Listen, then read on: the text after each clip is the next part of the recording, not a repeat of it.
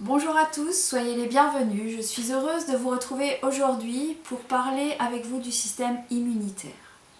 Avant de rentrer dans le cœur du sujet, parlons de quelques notions générales sur le fonctionnement de notre corps. Notre corps est constitué de plusieurs systèmes. Le système sanguin, le système lymphatique, digestif, le système hormonal, le système nerveux et le système immunitaire en font partie.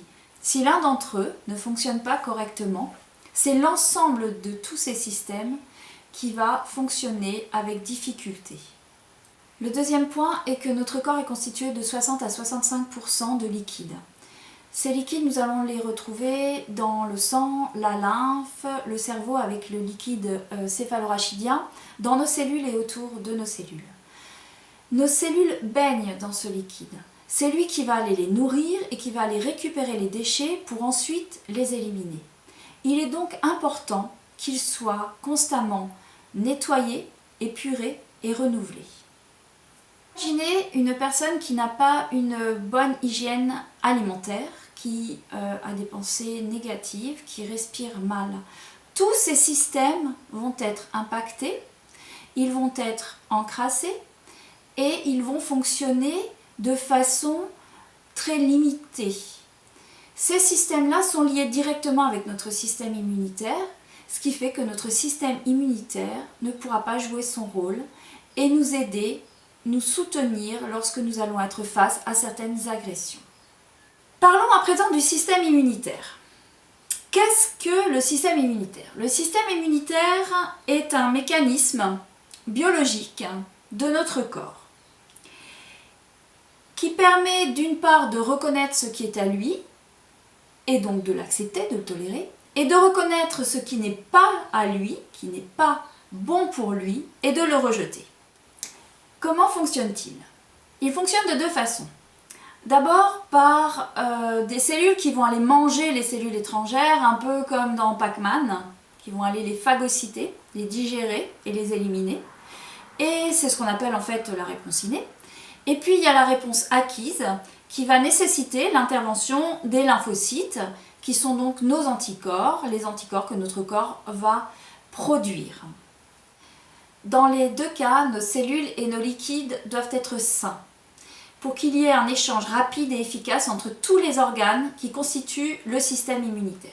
Quels sont ces organes? Je vais vous en citer que quelques-uns, notamment le thymus qui se trouve derrière le sternum, les amygdales qui sont de véritables sentinelles et qui font barrière. Nous avons aussi bien sûr le système lymphatique avec les cellules lymphatiques, les ganglions lymphatiques. La moelle osseuse est très importante aussi car c'est là que sont produits les lymphocytes. Dans notre corps, à plusieurs endroits, nous avons encore des petites cellules sentinelles qui vont nous avertir au moindre danger, à la moindre agression. On voit à ce niveau-là que tout est relié et que, encore une fois, il est nécessaire que nos cellules et nos liquides soient sains pour que tous les échanges se fassent et que nous puissions réagir rapidement face aux maladies. Comment renforcer notre système immunitaire? Dans un premier temps, nous allons d'abord essayer de diminuer notre stress. Si nous sommes constamment stressés et sur le qui-vive, nous allons devenir des fatigués chroniques. En effet, en étant toujours stressés et sur le qui-vive, nous allons tout le temps solliciter notre système nerveux. Celui-ci sera toujours prêt à réagir dans la fuite, dans la lutte ou simplement d'être paralysé par la peur. À force d'utiliser constamment notre système nerveux, nous allons endommager notre foie qui est le siège des colères, nous allons endommager nos reins qui sont le siège des peurs et nos poumons qui sont le siège de la tristesse. Pour diminuer le stress, vous avez beaucoup de possibilités à votre disposition. Vous pouvez faire des méditations, des respirations. Vous pouvez aussi travailler votre pensée par des mantras.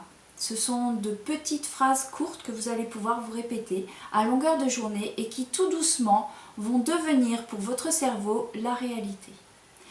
Ici et maintenant, je me sens bien. Je suis en sécurité. Ce sont de simples exemples, mais vous pouvez en trouver d'autres qui seront avec vos mots pourvu que ce soit des termes positifs. à vous de jouer et à vous de changer votre façon de voir votre vie. Un autre point qui va aider notre système immunitaire, c'est notre sommeil. Un sommeil réparateur va pouvoir nous permettre d'avoir un corps en bonne santé et d'avoir une belle vitalité dès le matin à notre réveil. Si dormir est un problème, plusieurs solutions s'offrent à vous. Vous pouvez, avant d'aller vous coucher, prendre un bain chaud pour ceux qui ont des baignoires ou une douche chaude et aller vous mettre au lit sans passer par la case téléphone portable, télévision ou ordinateur. Accompagnez votre endormissement d'une musique douce. Si cela n'est pas suffisant, apprenez quelques respirations qui vont vous permettre d'apaiser votre mental et de vous endormir tranquillement pour une bonne nuit de réparation. Si cela n'est pas suffisant, ajoutez le soir avant de vous coucher une tisane à base de tilleul par exemple ou d'aubépine, de valériane, de mélisse ou encore de camomille. Je vous souhaite de merveilleuses nuits réparatrices. Pour tous ceux qui tolèrent les huiles essentielles, vous pouvez aussi diffuser dans votre chambre, 20 minutes avant d'aller vous coucher, des huiles essentielles à base de mandarine, de lavande ou de ylang-ylang et même de camomille. Le dernier point que je vais aborder aujourd'hui avec vous pour soutenir votre système immunitaire est bien sûr votre alimentation. Une alimentation saine, c'est 80% de légumes, de fruits et 20% de féculents ou de protéines animales.